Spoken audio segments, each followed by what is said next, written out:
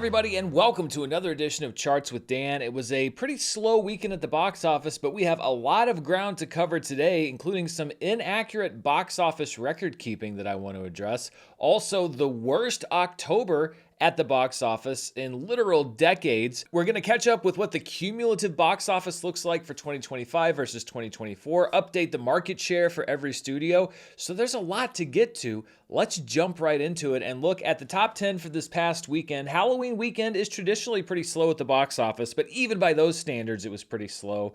The number one movie, when final figures came in, was Black Phone 2 at $8.3 million.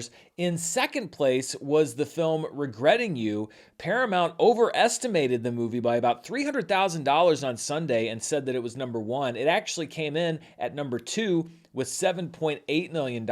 And both of these movies either star or co-star the actor Mason Thames. If you don't know who he is, I first noticed him in the first Black Phone movie. I thought he was really good in that. I thought that he was good in How to Train Your Dragon, and he is one of the leads in both Black Phone 2 and Regretting You. And when Regretting You was named the number one movie of the weekend based on the estimated numbers yesterday, you may have seen a post like this on social media, maybe on Reddit somewhere, saying that Mason Thames was the first actor since Jim Carrey in 1994 to star in 3 films that have hit number one at the domestic box office in the same year, which makes for a very clickable, attention-getting tweet. There's just a couple problems with it. Number one, Regretting You was not the number one movie at the box office once the final numbers came in. That's one of the reasons why I wait for the actual numbers before I do my show, because sometimes we see things like that.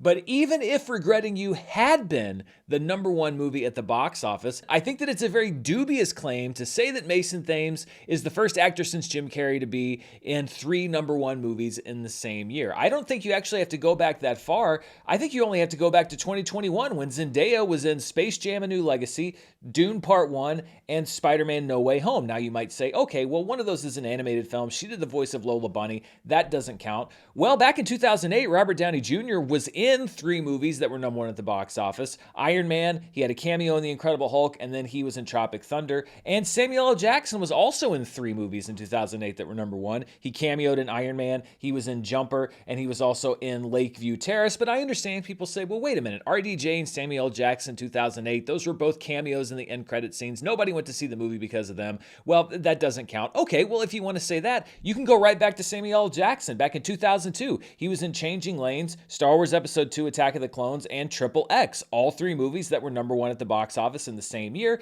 And if you want to say, well, that doesn't count because Samuel L. Jackson was a supporting character in 2 out of those 3 films, well, that's okay. You could go to Samuel L. Jackson in 2019 when he was a co-lead in Glass, Captain Marvel, and Spider-Man: Far From Home. I mean, I'm talking name and face on the poster. I think that counts, but if you want to say, well, but he wasn't really a lead in those films, he was more of a supporting character, well, then you can go to Dwayne "The Rock" Johnson. Back in 2013, he was in G.I. Joe Retaliation, Pain and Gain, and Fast and Furious 6. And if you want to say, well, he didn't star in any of those movies, I would say that Mason Thames doesn't star in Regretting You either. He's part of an ensemble. Dwayne "The Rock" Johnson's part of an ensemble in at least 2 of those 3 films. The point being, even if Regretting You had been number one, I don't think that Mason Thames is the first star to be in 3 number one films since 1994. Whichever way you cut it, I think it's a pretty easy, clicky social media thing that one person might have noticed and then everybody aggregated and picked up, but it's quite, in my view, inaccurate when it comes to the box office. Anyway. In third place was Chainsaw Man the movie, Reze Arc, which dropped 66% in its second weekend. That's actually not bad for an anime film. It brought in $6.2 million.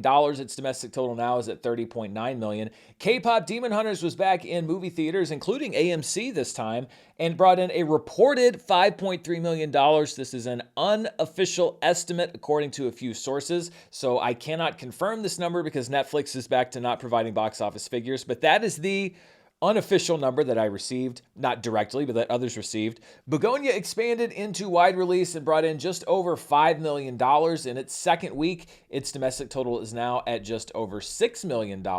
In sixth place was the 40th anniversary re-release of Back to the Future at $4.9 million. Then we had Springsteen Deliver Me From Nowhere. It was appealing to an older audience. You would hope that maybe it would hold up okay in its second week. It didn't so much. It dropped 57.6% and brought in $3.7 $7 million. Tron Ares continues to be a flop in 8th place. It brought in just over $3 million. Its domestic total now at $68.1 million. The animated film Stitchhead comes in 9th place at just over $2 million. It's not from a major animation studio, so I guess that's okay-ish. And rounding out the top 10, when you put K-pop Demon Hunters unofficially into the top 5, is Good Fortune. In its 3rd weekend, it brought in another $1.4 million. Dropping out of the top 10 is Roofman after 3 weeks. Shelby Oaks is out after just 1 week in the top 10, and the 3D re-release of Paranorman has had its run. It is also out after just 1 week.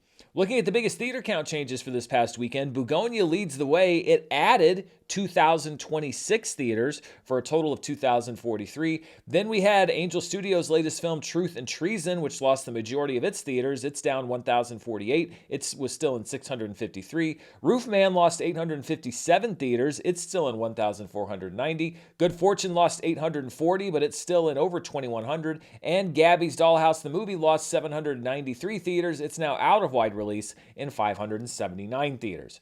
This is my poorly named Road to Recovery chart. The blue line is the box office weekend average for 2015 to 2019. The red line is the average for 2021 to 2024. And that dotted black line is every weekend this year. And you can see that this has just been a miserable October. Not one weekend were we above not just the average pre-pandemic, we were below the average post-pandemic every single weekend this year. And October to forget at the box office, and we're going to dive deep into those numbers in just a few minutes. These were the movies with the top per theater averages this past weekend. At number 1 is a film called Coexistence My Ass, which is a documentary about comedian Noam Schuster Eliassi, who is Israeli and grew up among Palestinians, and it documents her putting together a one-woman show about the Israel-Palestine conflict. It debuted at Sundance earlier this year.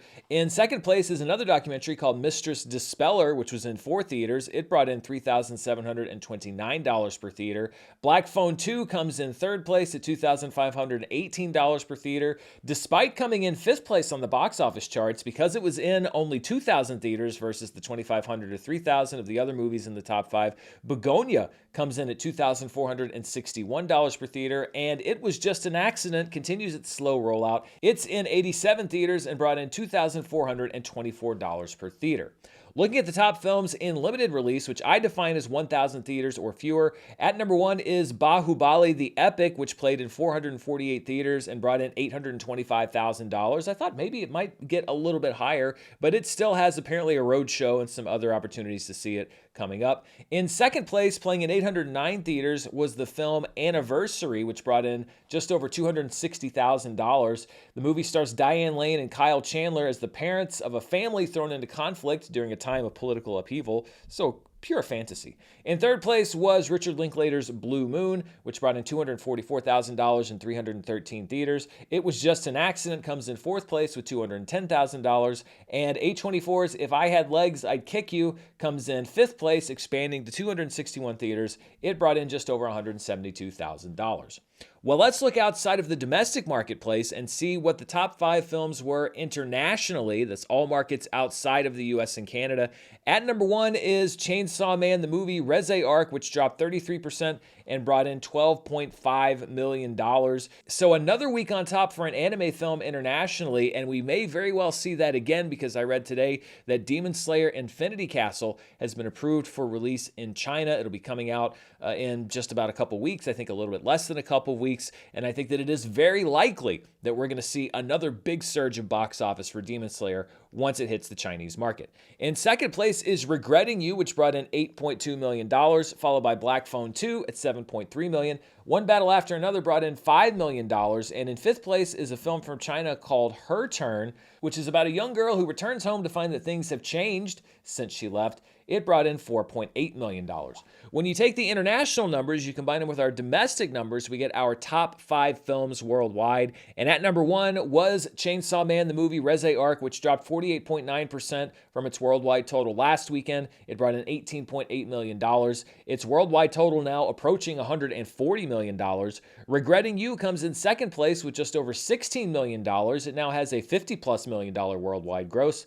Black Phone 2 comes in third place at $15.6 million. Its worldwide total now over $100 million. Begonia brought in $9.4 million worldwide, mostly driven by the domestic box office. And Springsteen Delivery from Nowhere brought in $7.7 million worldwide. Its total is now at over $30 million. And this is the fall holiday box office, so all releases post Labor Day. At number 1 is The Conjuring Last Rites at $177.3 million. Demon Slayer Infinity Castle, the only other fall holiday release to go over $100 million so far. It's at $133 million. Tron Ares is up to third place at $68.1 million. One Battle After Another drops down to fourth place at $67.8 million. Black Phone 2 currently is at number 5, but it's in good position to pass both One Battle After Another and Tron Ares on this list. Downton Abbey, the grand finale, is at number 6, followed by The Long Walk, Taylor Swift's Release Party, Gabby's Dollhouse, the movie, and coming in at number 10 and bumping him off the chart is Chainsaw Man, the movie, at $30.9 million, with definite room to grow inside this top 10. All right, so let's talk about the October box office, and we will start with how the month looked on the whole, and it was pretty much bad news all around. As a matter of fact, it was the lowest grossing box office total since October of 1998. That's right, we're going back to the 20th century. This is what the October box office looks like since 1998. You can see it made $422.2 million in 98. It came in at about $428.1 million for this month, which means that we have a lot of years between 98 and 2025 where the box office wasn't that low. You can see it was kind of going up through the early 2000s, plateaued a little bit. We saw some big bumps. If you look at 2018 and 2019, which are the last 2 years before the pandemic. 2018, that was Venom, that was A Star is Born, that was Halloween. So some big hits in October 2018. And then 2019 dominated by Joker, along with some other movies that did really well. And then, of course, we fall off a cliff since 2020. Of course, when I talk about the lowest October since 1998,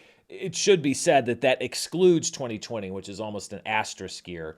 So excluding 2020, the lowest box office weekend since the 90s. This looks bad, especially when you look at it in comparison with those pre-pandemic years. Get ready for it to look worse, because this is what the chart looks like when you adjust for inflation. And you can see that, again, adjusted for inflation, October 1998 wasn't even close to what we had this month. It brought in $964.8 million adjusted for inflation. We were at less than half of that this year. So as bad as it looks unadjusted for inflation, it looks worse adjusted. And you can see that this is kind of a larger trend. We were getting over $1 billion in 2003, 2004, 2005. Again, adjusted for inflation, we dipped down a little bit. Really, 2017, it looked like we were on a downward trend, but then 2018 and 2019 kind of popped us back up there. And strangely, the highest grossing October post-pandemic was October 2021, which was when Venom, Let There Be Carnage and No Time to Die hit theaters, a lot of movies that were delayed due to the pandemic. We have not hit the heights of October 2021 in the 4 Octobers since then. And of course, a new post-pandemic low this month. And there's really no upside to this story. The movies that came out this month just did not connect with audiences by and large. It did not help that there was one blockbuster in Mortal Kombat 2 that was moved out of the October window. Warner Brothers moved that to early 2026. So there was a potential big earner that went away, but I still don't think that justifies the numbers that we saw. It's just that audiences really weren't that interested in what studios had for them this month. So let's go back to that October of 1998. That brings us to this week's trivia question. This was the lowest grossing October at the box office since 1998. What was the top grossing film in October of 1998? If you can pull this without researching it, I'll be pretty impressed. What was the top grossing film in the previous low water month of October 1998? The answer is Ants. Remember Ants, everybody? Back when nobody really knew who was going to come out on top, DreamWorks or Pixar? Well, Ants is the number one movie at $65.8 million, the top grossing film in 1998. A lot of things that have changed since then. So yeah, lowest gross since Ants. And actually, Tron Ares made about what Ants made unadjusted for inflation before you change anything. So yeah, Yeah, that's where we are. All right, let's look at the cumulative domestic box office so far this year. So this is all tickets sold from January 1 through the end of October. And you can see that we are now at $6.893 billion. That is still ahead of where we were at this point in 2024. It's behind where we were in 2023, ahead of 2022's box office, and of course, way ahead of 2020 and 2021, but not even approaching where we were pre-pandemic. In 2019, at this point in the year, we were at 9.3 billion basically dollars box office wise, 9.8 billion in 2018. We're at about a third of that right now. That's the drop off that we're looking at from pre-pandemic to post-pandemic.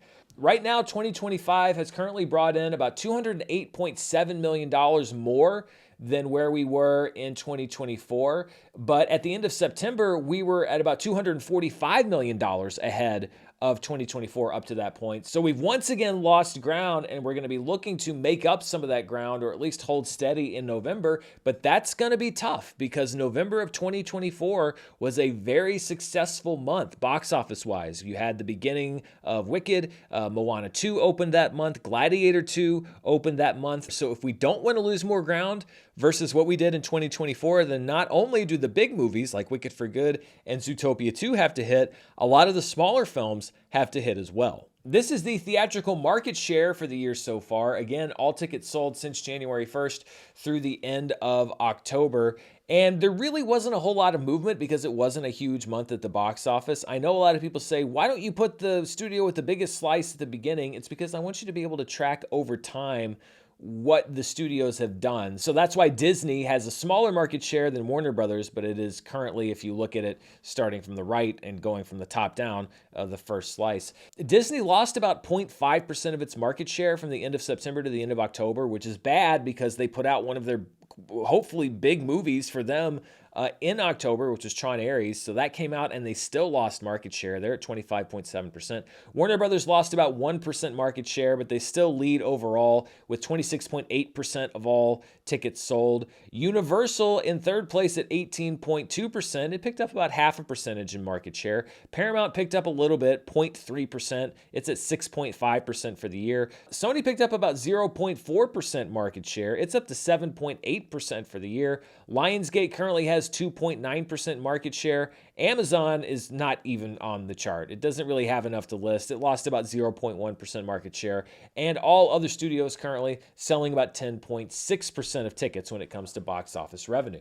And we were talking about what we would have to do to match last November at the box office to try to keep pace with 2024. That brings us to our member poll question for this week. Do you think that this year's November box office will match last year's? Last year, the box office made about $900.7 million.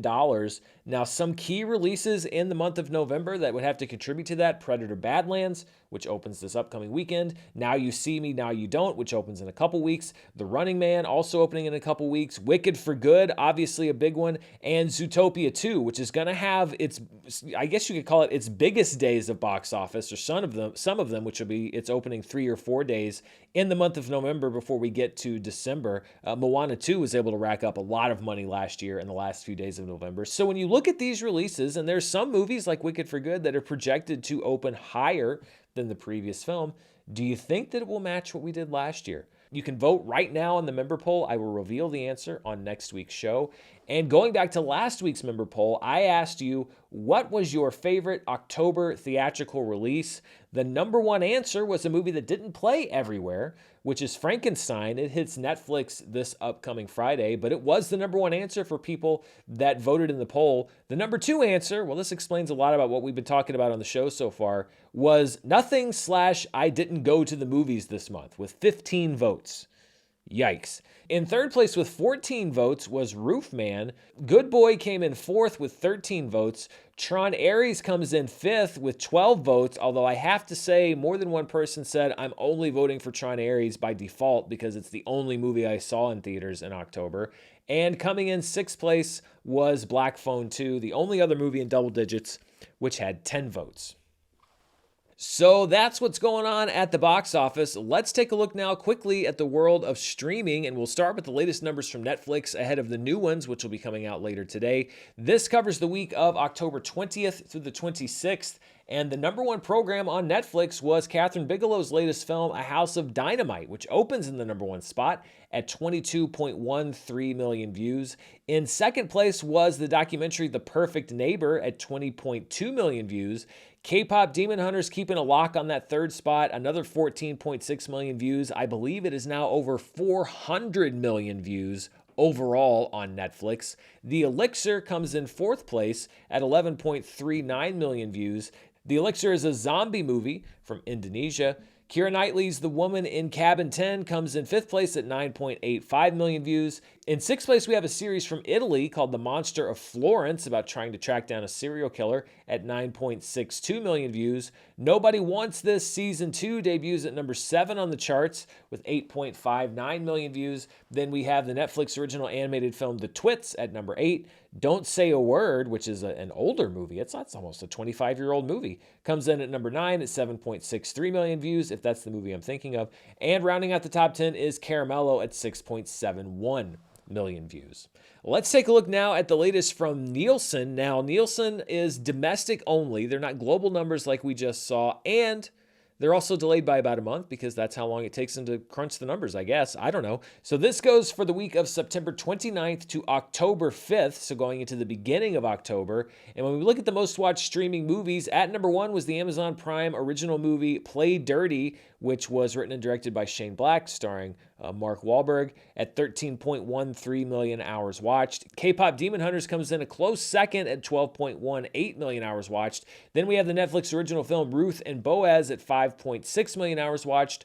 Dogman debuted on Netflix at 5.2 million hours watched. And Karate Kid Legends also debuted on Netflix at just over 5 million hours watched. 2025's The Naked Gun comes in sixth place with 4.4 million hours watched on Paramount+.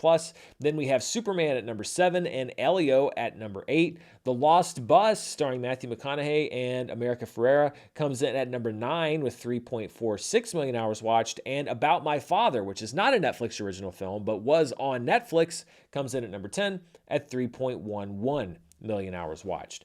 Looking at the most watched streaming shows for September 29th through October 5th, that was the week that Monster, the Ed Gein story debuted, and it came in number 1 with 25.45 million hours watched. In second place was the Netflix original series Wayward at 21.7 million hours watched. Two procedurals, NCIS and Law & Order, come in at number 3 and 4. SpongeBob SquarePants continues to do well in the streaming top 5 at just over 12 million hours watched. Love is Blind returns to the top 10 at 11.6 million hours watched. Then we have Bluey and Bob's Burgers at number 7 and 8. Doc at number 9. And Paw Patrol returning to the top 10 at 10.6 million hours watched. And looking at the top debuts from a new series this year, I actually questioned whether I should count Monster, the Ed Gein story, as a new series because Monster is a recurring series, but there's no storyline that continues on. I could see an argument either way, honestly, but I decided to include it at 25.45 million hours watched. That's the third best debut by a new series this year on Netflix, with Untamed at number 1, Zero Day at number 2, Sirens at number 4, and The Residents at number 5. Monster, the Ed Gein story right there in the middle at number 3. And let me tell you, looking at the streaming ratings, both for Netflix globally and also for Netflix when it comes to Nielsen, K-pop Demon Hunters has been papering over a lot this year, because if K-pop Demon Hunters had not come out, I think what we'd be talking about with Netflix is the relative to the first season weakness of a lot of their season 2 shows, or at least a significant drop-off in viewership, and even a drop-off between, Squid Game season 3, season 2, and the original series, as well as the fact that a lot of the shows on Netflix have not really taken off. A lot of the original movies haven't. Maybe they'll have one good week.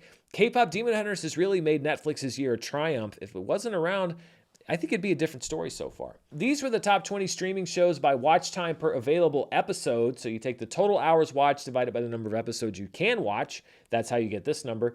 Monster, the Ed Gein story is number 1 with 3.18 million hours watched per episode, with Wayward coming in second place at 2.71 million hours watched.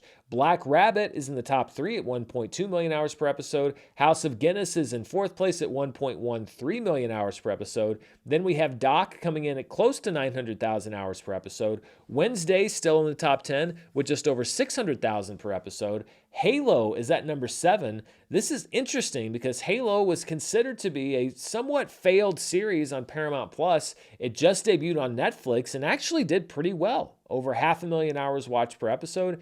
Gen V, the spinoff of The Boys, comes in 8th place at 512,000 hours per episode. Sylvester Stallone's Tulsa King comes in 9th place, and Love is Blind rounds out the top 10. And those are all the numbers I have for you this week. Before I go, though, I just wanted to give you a heads up on some stuff you might be interested in watching, both at home and in theaters. And this is quite a busy week for movies and for streaming.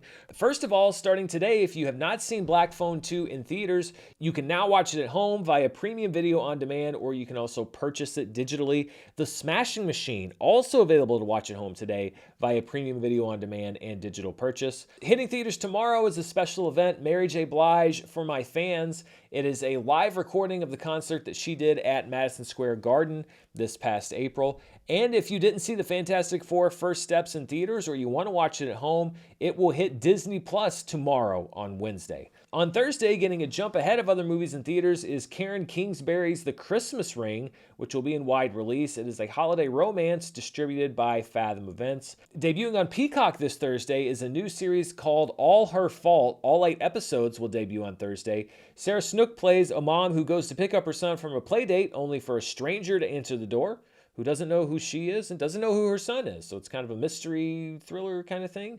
Also debuting on Thursday on Netflix is The Bad Guys Breaking In, which is a 6-episode prequel series to the 2 animated films. And debuting as well on Thursday on Netflix is Death by Lightning, which is a 4-episode limited series with Michael Shannon playing President James Garfield and Matthew Macfadyen playing admirer-turned-assassin Charles Guiteau. So we have Sarah Snook on Peacock and Matthew Macfadyen on Netflix. The Succession cast doing well on Thursday. Then on Friday, the big release nationwide is Predator Badlands. I'll have a review for that here on the channel later this week. Also entering wide release is Sarah's Oil, which is about a young black girl in early 20th century Oklahoma fighting to keep the oil that she's discovered. That is based on a true story. In wide release this weekend is Nuremberg. James Vanderbilt wrote and directed this historical drama starring Rami Malek as the psychiatrist hired to assess Nazi war criminal Hermann Göring, played by Russell Crowe, as the Nuremberg trials get underway. This is interesting. Lynn Ramsey's latest film, Die My Love, which would usually be given a limited platform release, is getting a wide release this weekend. The distributor is Mubi. This is the same thing they did with The Substance last year, just going straight to wide release, and it worked out pretty well for The Substance. Jennifer Lawrence and Robert Pattinson play a combustible couple at odds with each other. The movie premiered at Cannes and is a potential awards hopeful for Jennifer Lawrence. A lot of buzz around her performance. Also opening wide this week is Christy. Sydney Sweeney plays real-life boxer Christy Martin in this sports biopic from director David Michaud. In limited release is a big awards contender, Sentimental Value. Joachim Trier's latest made a big splash at Cannes and is already generating tons of award buzz. Renata Reinsve plays a woman in conflict with her father, played by Stellan Skarsgård, after he decides to make a film about the family's past. Elle Fanning, who's co-starring in Predator Badlands, also co-stars in this film. In a very small number of theaters this upcoming weekend is Train Dreams, which will be hitting Netflix on November 21st. Sing Sing writer Clint Bentley co-wrote and directed this movie starring Joel Edgerton as a railroad worker witnessing the death of the American West. I would say this is perhaps a sleeper awards contender.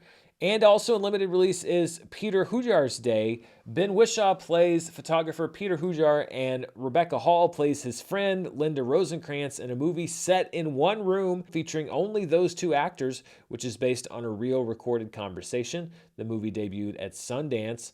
As I mentioned before, Frankenstein will be hitting Netflix on Friday, so if you weren't able to see it in theaters, you can watch it at home this weekend. Also debuting on Friday on Apple TV Plus is a new series called Pluribus.